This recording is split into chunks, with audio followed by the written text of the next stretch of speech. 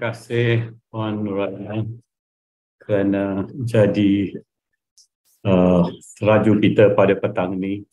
Saya ucapkan selamat datang kepada semua bagi sesi snippet kita. Tajuk saya pada hari ini ialah if the rate of change on the outside exceeds the rate of change on the inside, the end is near. Apa maksudnya? Kalau kita jadi macam katak di bawah tempurung dalam organisasi kita, kita berada dalam suasana kita sendiri. Kita dapat kejayaan dalam perkara-perkara tertentu, tetapi pada masa yang sama, kita lupa di luar sana banyak perkara sedang berlaku. Luar maksudnya bukan saja di keliling organisasi kita maupun sekolah, PPD, JPN atau kementerian atau negara. Kalau di peringkat negara, apa yang sedang berlaku di negara jiran? Apa sedang berlaku di benua yang lain? Bagi kita tentang pendidikan. Bagi mereka yang berminat dalam ekonomi, mereka lihat apakah perkembangan ekonomi yang berlaku di negara-negara lain. So kita harus sedar tentang perubahan yang berlaku di luar sana. Kalau kita tidak sedar, kalau perubahan di luar sana lebih hebat daripada perubahan yang berlaku dalam organisasi kita, tidak searus dan tidak setanding dengan perubahan itu, tidak menyahut cabaran, maka the end is near. Why is the end near? Kita mungkin akan ketinggalan. Kita akan ketinggalan kerana pendidikan adalah dinamik. Kalau anda lihat ungkapan di sebelah kanan itu oleh Jack Welch, seperti gambar yang dipaparkan, change before you have to. Yeah. Change before you have to. Kita sendiri kena berubah. Jangan kita jadi reaktif. Kita sentiasa perlu jadi proaktif. Proaktif artinya kita sedar dan kita boleh terjemahkan perkara yang akan berlaku. We can extrapolate. We can predict what will happen, what we need to do. So if we can predict, kalau kita boleh tahu apa yang akan berlaku, maka kita kena berubah untuk bersedia bagi perkara itu. Itu adalah proaktif. Kalau perkara itu sudah berlaku, baru kita nak bertindak, itu adalah pendekatan reaktif. So anda pilih, kita nak proaktif atau reaktif. Bagi kita yang terlibat lama dalam pendidikan, semua yang hadir pada hari ini, saya jangka sudah pastinya anda nak jadi proaktif daripada reaktif. Next slide please. Sejauh manakah ilmu yang kita terima? Kerana perubahan mesti ditunjang, ada tunjang di sebaliknya yang merupakan ilmu. Mungkin ilmu yang berkait dengan organisasi kita. So sejauh manakah ilmu yang kita terima kalau anda habis latihan di IPG atau IPT pada tahun 2010, sekarang 2023 atau 2005. Banyak perkara mungkin yang kita pelajari sekarang tu sudah mungkin kurang ada yang terbaru. Kalau saya lihat pengalaman saya jadi guru, mula jadi guru pada tahun 1980. Umur saya 21 tahun, lulusan maktab perguruan. Dan zaman dari situ, sampai saya bersara pada tahun 2019, hampir 4 dekad, 2 tahun berada di maktab perguruan pada tahun 78-79, masih lagi boleh tulis assignment dengan tulisan tangan atau type sahaja. Tapi banyak peralihan zaman berlaku. Hari ini, tuan-tuan dan puan-puan, sebagai seorang guru, kita harus menyahut keterampilan tentang teknologi yang diperlukan. Teknologi sebagai penyokong kepada PDP kita. Bukan menjadi teraju utama, tetapi kita ada kaedah, kita ada style mengajar kita sendiri. Jangan lupa, kaedah dan style berbeza. Kaedah itu bagaimana kita nak menyampaikan PDP kita tu berdasarkan ilmu yang disampaikan dengan kaedah cuba jaya ke, exploration dan sebagainya, berbanding dengan bagaimana anda lakonkan apa yang nak disampaikan, your style of presenting. So dua perkara yang berbeza. Kadang-kadang style kita yang dapat memikat pelajar, bila style kita dapat memikat pelajar, baru mereka tertarik dengan ilmu yang kita nak sampaikan. Kalau kita tak dapat dengan style, kita tak ada satu branding. Kita harus ada branding. What is our brand? Selain daripada itu, apakah yang perlu dibuat berdasarkan need analysis atau analisis keperluan? Apa yang diperlukan dalam organisasi kita? Apa perubahan yang diperlukan? Dan ini boleh ditentukan bersama, bukan oleh pemimpin sekolah sahaja. Apakah yang akan memberi manfaat kepada para pendidik dan institusi? Manfaat itu penting. Jangan buat perkara yang sia-sia. Ini bukan tahun 60-an. We do not have time. 24 jam sehari pun tak cukup. Revolusi industri habis, revolusi informasi bermula. Hari ini ialah revolusi emosi. Nak jaga emosi cikgu, nak jaga emosi keluarga kita, nak jaga emosi pemimpin, pengurus. We need to have a good harmony between all this. Kerana telah berlaku perbezaan. So kita kena menyahut, kalau kita nak buat sesuatu, jangan lupa poin ini, it must bring benefit.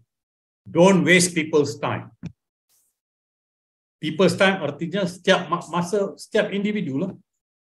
Pada zaman sekarang ni, masa tu, walaupun pepatah masa tu emas dah wujud dari dulu, tapi realitinya pada zaman sekarang, masa tu memang emas.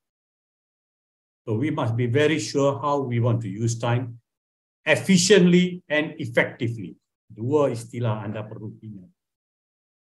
Di mana kita dalam hasrat nak menyahut cabaran pendidikan di negara kita ni, di mana kita dalam continuum.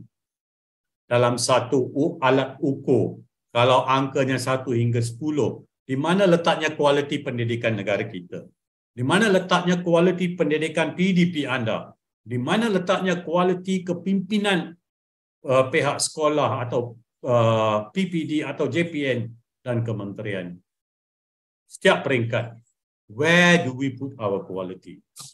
Dan saya pernah sebut tentang istilah Kodawari. Kodawari definisinya ialah the relentless pursuit of perfection. Kita sentiasa nak yang terbaik dan itu tidak salah.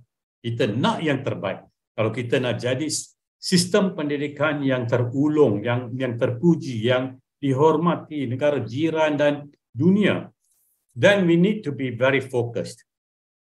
What kind of quality are we looking for? Dan quality sistem tidak boleh mendahului quality guru. The quality of an education system cannot exceed the quality of its teachers. So teachers, you are number one. We are number one. I'm part of one of you all. Right? Next slide, please.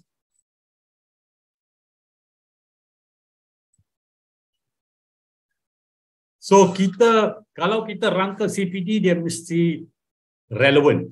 Mesti sesuai dengan peralihan era, apa keperluan. Saya sebut needs analysis tadi. Ini adalah amat penting. Kalau kita hari Rabu atau hari Khamis petang adalah untuk CPD, PLC dan sebagainya, make sure topik itu adalah relevan dan menyokong terus outcome pendidikan. Menyokong dari perspektif apa? Khususnya outcome murid. Khususnya quality PDP kita. Remember, education is dynamic. That's why change is so important.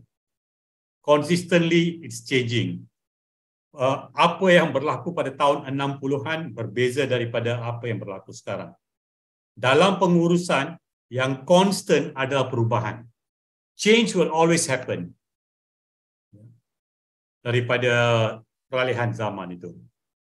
Kita perlu tahu apakah perkembangan pendidikan yang berlaku di sekeliling kita, in the region, in the world. Kita tidak mahu ketinggalan dengan perkembangan pendidikan terkini di dunia. Tapi apakah perubahan yang diperlukan? Apakah perubahan yang sesuai dengan DNA negara kita, dengan fabrik negara kita, dengan acuan negara kita? Kita tidak mau jadi dalam bahasa Inggeris copycat. Kita ambil yang terbaik. Kadang-kadang kita tak ambil amalan yang terbaik, tapi kita ambil prinsip yang terbaik. Lepas daripada prinsip itu, kita olah amalan yang terbaik mengikut acuan kita. So, keupayaan itu, keterampilan itu, kepakaran itu ada pada kita semua. Dan kita perlu mahir macam mana nak olah perkara itu. Macam mana nak olah perkara itu.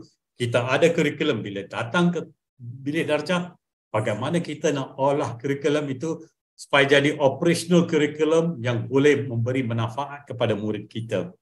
Itu adalah otonomi kepada seorang guru.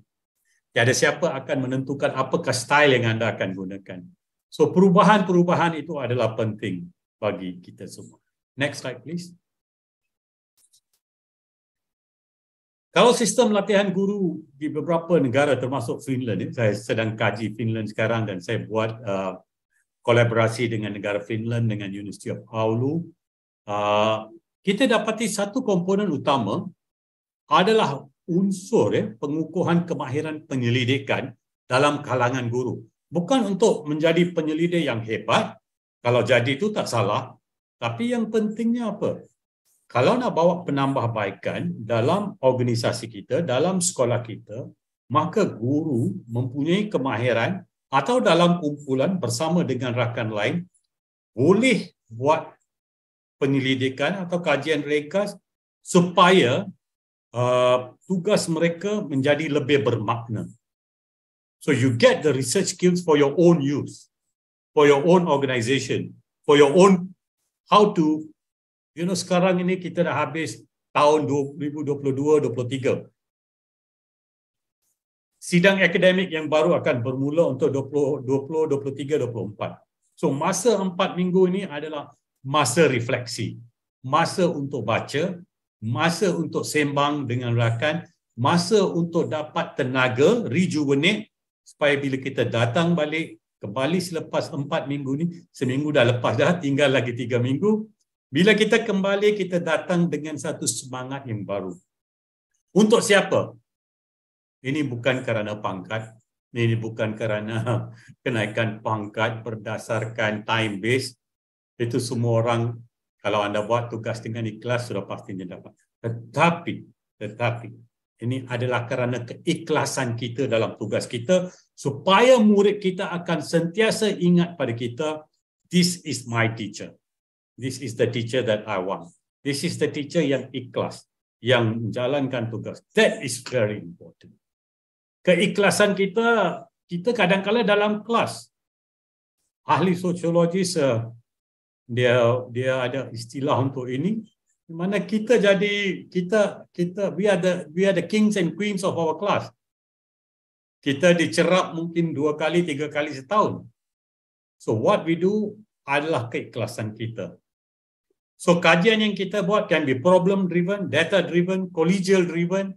Collegial artinya disokong oleh rakan, or knowledge driven. Kita nak ilmu. Bagaimana kita boleh merangsangkan lagi, merancakkan lagi, memangkinkan lagi PDP kita. Akhirnya persoalannya adalah core business kita. Teaching and learning. Kita nak harapkan yang terbaik. We are born, we get training to be teachers because we want to perform well. Dan saya jangka semua 180 orang yang ada pada petang ni, ada sekarang 182, sudah pasti nak beri yang terbaik. Of course kita ada normal graph juga, ada masanya kita kurang sedikit, tapi secara keseluruhan puratanya kita nak yang terbaik. Next slide please. Hari ini kita perlu rancang apa jua perubahan dengan unsur bahawa ia akan membawa faedah yang bermakna kepada tugas guru dari pelbagai perspektif. Kalau ia tidak membawa faedah, we will be wasting our time and everybody's time. dalam era sekarang, dan saya sebut perkara ini beberapa kali dalam banyak seminar, I always mention this, orang bisnes dia sebut ROI. Kita pendidik, kita sebut ROE. ROI, return on investment. Kita belanjakan duit bina sekolah, itu return on investment. Tapi ROE, return on energy.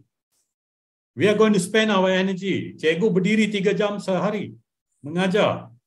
By the end of it, you are tired. You want to do the best. Dan apa juga kita buat, kita mesti pastikan ia membawa faedah. Dan kita perlu semangat untuk sentiasa nak beri yang lebih baik daripada apa yang kita boleh beri. Itulah konsep Kodawari. The relentless pursuit of perfection. Kita nak buat yang terbaik lagi. Kerana jangan ingat, sekarang umur saya 40, saya ada 20 tahun lagi. 20 tahun itu akan berlalu dengan cepat. Ya. Kalau saya lihat pengalaman saya sendiri, baru saya rasa macam saya keluar daripada maktab, saya habis ijazah pertama dan sebagainya. Tapi masa berlalu dengan cepat. So if you want to be great now.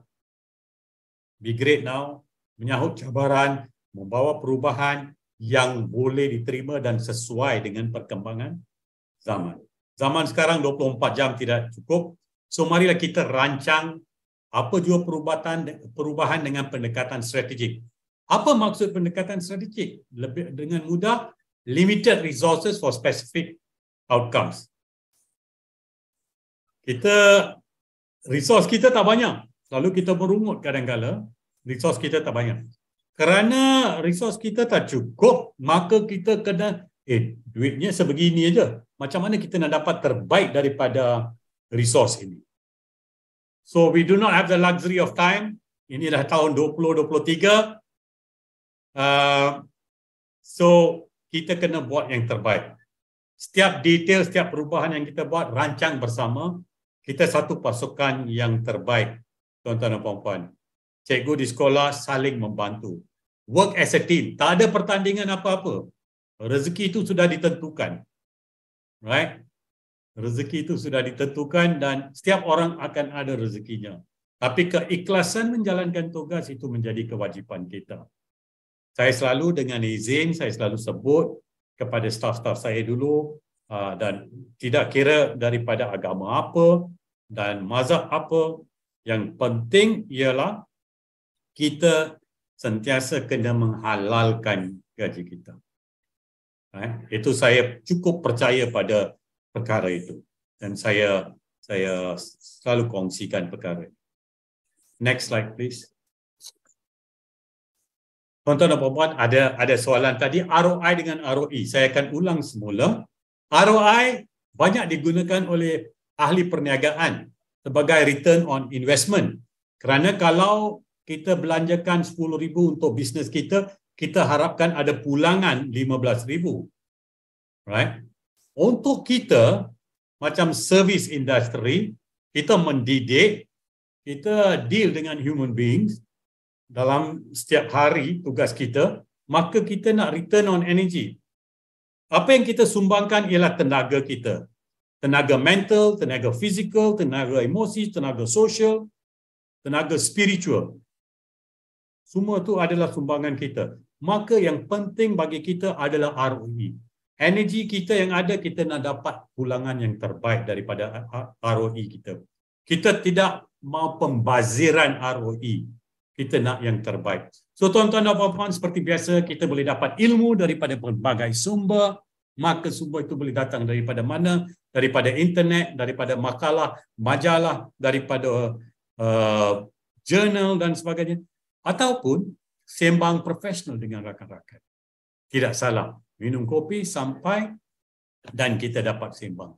Semalam saya dijemput oleh pegawai daripada World Bank dan juga saya dengan mantan Ketua Pengarah Tan Sri Dr. Kir, kami pergi bersama sembang pendidikan sambil lunch hour 12 to 2 hours. Banyak ilmu yang kita perolehi daripada mereka.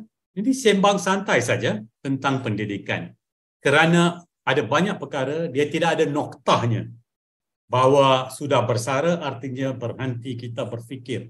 Ilmu itu ada di luar sana.